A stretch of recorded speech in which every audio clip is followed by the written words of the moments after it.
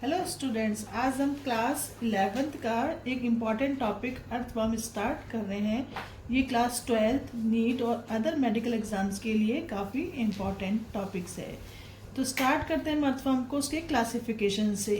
Classifications करते समय animals का जो ये सीरीज है हमको इसी ऑर्डर में रखना पड़ता है। पहले फाइलम, फिर क्लास, ऑर्डर, जीनस और स्पीसीज। Phylum Annelida. एनेलिडा एक वर्ड लैटिन वर्ड है एनुलस से मिलकर बना है, यानी कि एनुलस का मीन्स होता है रिंग लाइक स्ट्रक्चर, यानी कि ऐसे एनिमल्स जिनकी बॉडी में रिंग लाइक स्ट्रक्चर प्रेजेंट होता है उन्हें एनेलिडा में इंक्लूड किया जाता है। Class Oligochaeta, order Terricola, genus Pheretima, species posthuma. अब ये जो अर्थवर्म्स की स्पीसीज है पोस्थुमा, इस पे एक साइंटिस्ट है KN बेहल, इन्होंने इसके ऊपर स्टडी की थी। सेकंड टॉपिक है अपना इसका habit and habitat. Terrestrial invertebrates है, यानी कि ये केवल भूमि पर पाए जाते हैं, वाटर में नहीं पाए जाते। Found in upper layer of moist soils, ऐसे सॉइल्स जिसमें नमी होती है उस लेयर में प्रेजेंट होते हैं। नॉक्चुरल, यानी कि केवल रात को निकलते हैं। ओमनिवर्स होते हैं, यानी कि ये एनिमल्स यानी कि जो माइक्रो ऑर्गेनिजम्स है सॉइल में प्रेजेंट और सड़े गले पदार्थ मिट्टी के अंदर जो प्रेजेंट होते हैं उसको अपने फूड के रूप में ऑब्टेन करते हैं। बुरोइंग हैबिटेट होती है, यानी कि ये बिल बनाकर रहते हैं। थर्ड टॉपिक है इसका बॉडी स्ट्रक्चर। इनकी जो बॉडी होती है वो इलोंगेटेड एंड सिलेंड्रिकल्स होती है, सॉफ्ट होती है और काफ़ी स्टिकी होती है। कभी स्टूडेंट्स आपने यदि अर्थवर्म्स को हाथ में लिया हो तो बहुत इतना स्टिकी लगता है जैसे हमें लगता है कि अभी हाथ से छूट जाएगा, यानी कि इसको पकड़ना भी ऐसा लगता है जैसे हम नहीं पकड़ सकते। और इसका जो कलर है वो रेडिश ब्राउन होता है। अब ये जो कलर है इसका रेडिश ब्राउन, वो एक पिगमेंट है पोरफायरिन, उसकी वजह से होता है। ये जो पोरफायरिन पिगमेंट है इसकी अर्थवर्म की बॉडी में क्या फंक्शंस है? Protect the body from ultraviolet rays, ये अल्ट्रावायलेट रेज से बॉडी को प्रोटेक्ट करता है। मेटामेरिक सेगमेंटेशंस पाया जाता है। मेटामेरिक्स मीन्स होता है जो बॉडी में सेगमेंट्स है वो इक्वली डिवाइडेड होते हैं, यानी कि जो सेगमेंट्स की लेंथ और विड्थ इसकी इतनी है उसकी ही नेक्स्ट वाले की भी उतनी होगी और उसकी नेक्स्ट वाले की भी उतनी होगी।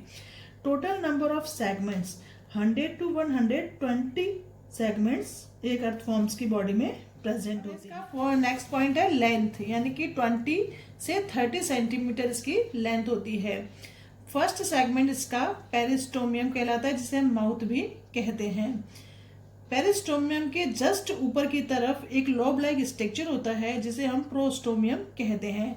जिसे मैं आपको यहाँ पर स्ट्रक्चर बना के बता देती हूँ कि यह है इसका फर्स्ट सेगमेंट्स। इसके ऊपर जस्ट ऊपर एक इस तरह से लोब लाइक स्ट्रक्चर होता है, इसको हम बोलते हैं प्रोस्टोमियम। ये फोटोसेंसरी ऑर्गन्स है।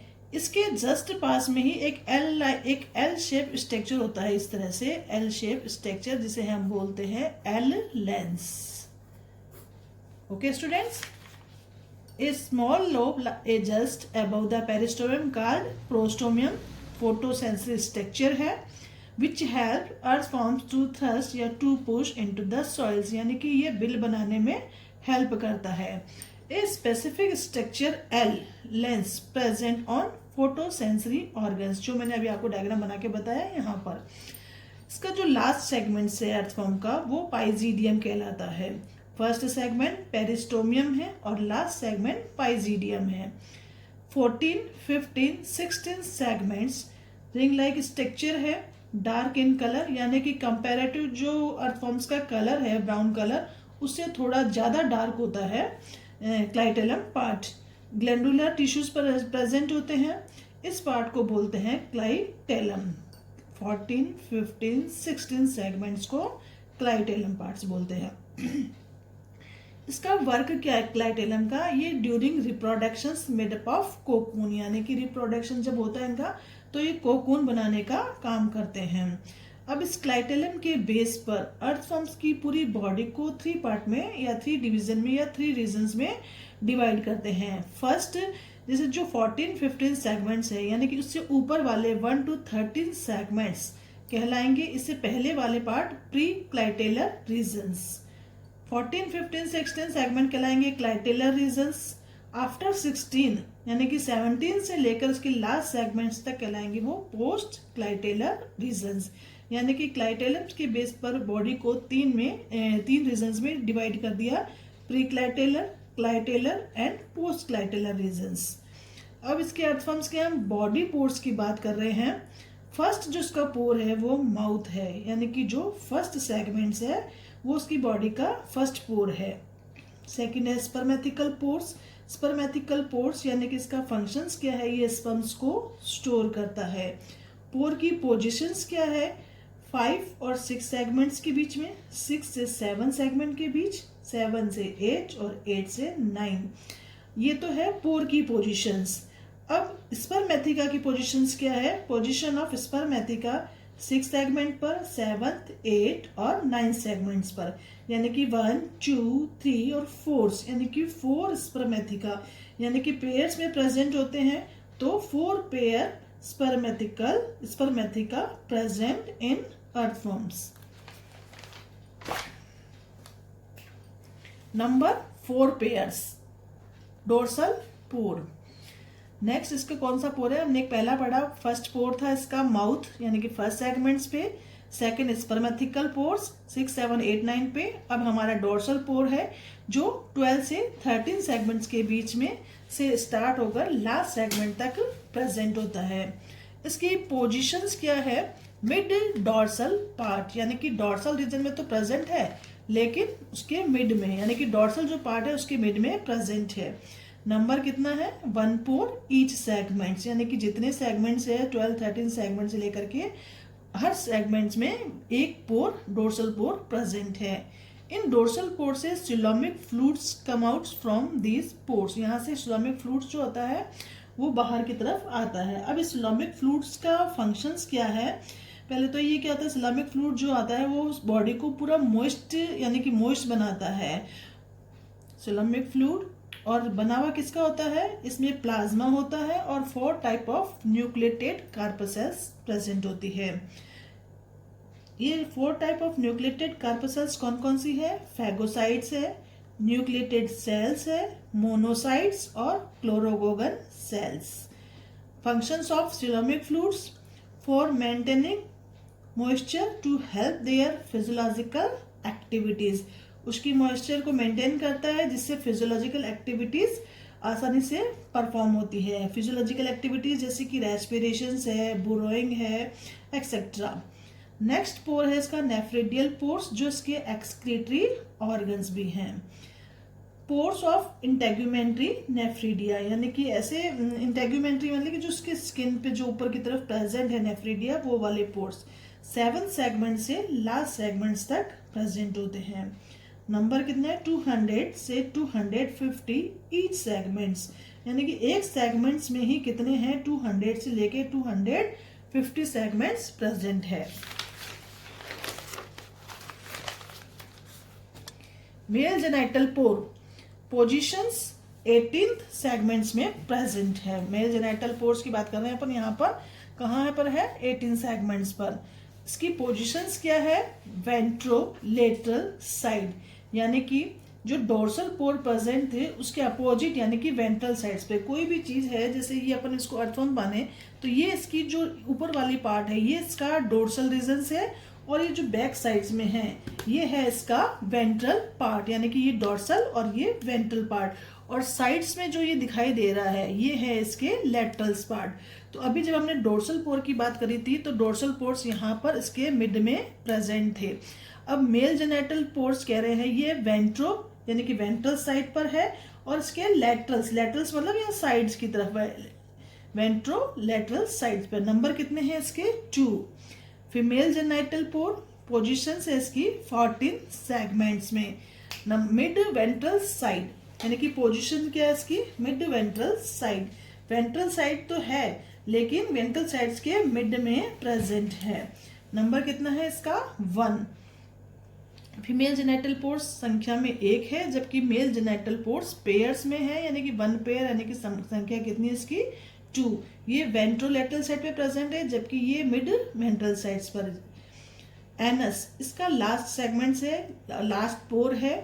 फिर हम बात करते हैं इसकी बॉडी वॉल्स की। बॉडी वॉल्स जो है इसकी ट्रिप्लोब्लास्टिक होती है। ट्रिप्लोब्लास्टिक ट्राइमेना यानी कि 3, यानी कि एक्टोडर्म, मेसोडर्म और एंडोडर्म्स तीनों से मिलकर बनती है।